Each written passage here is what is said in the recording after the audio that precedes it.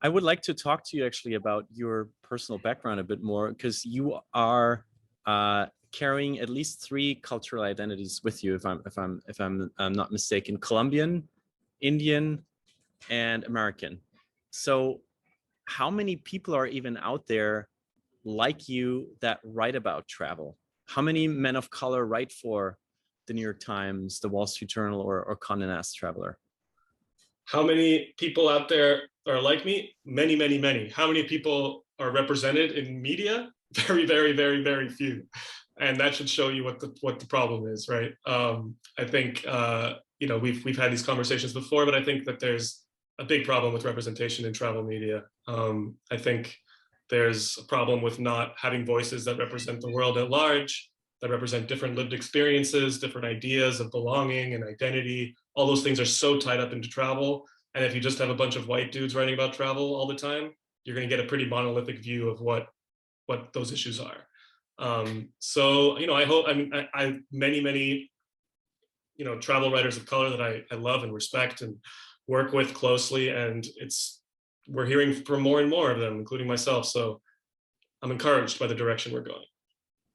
You're now consulting as an editor at large with The Lonely Planet, arguably most well-known travel media brand in the world. What is your advice to them? The Remote Daily team is also a part of the conversation now, is helping The Lonely Planet with facilitating some of these conversations. But what is your own advice to a travel media brand that has been out in the world and has obviously been written mostly by white dudes over the last Yeah, no, 30, 40 years?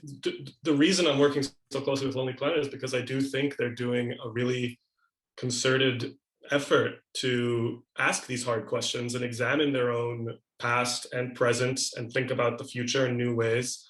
And a big part of that is about a diversity of perspectives. So I think oftentimes when media companies think about diversity, they're like, okay, we just need to have a few more people of color in our photographs and we're good to go. The representation's there, but no, it's who's telling the stories, whose stories are out there.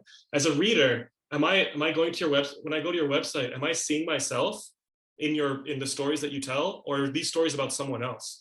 I think we've had these conversations about the blind spots that you find in travel media and media at large, and the simple answer is, like, the more people with different blind spots that you have in the same room, the more of the room you cover, right? So I think, like anywhere else, travel media is going to be having a bit of a reckoning in the years to come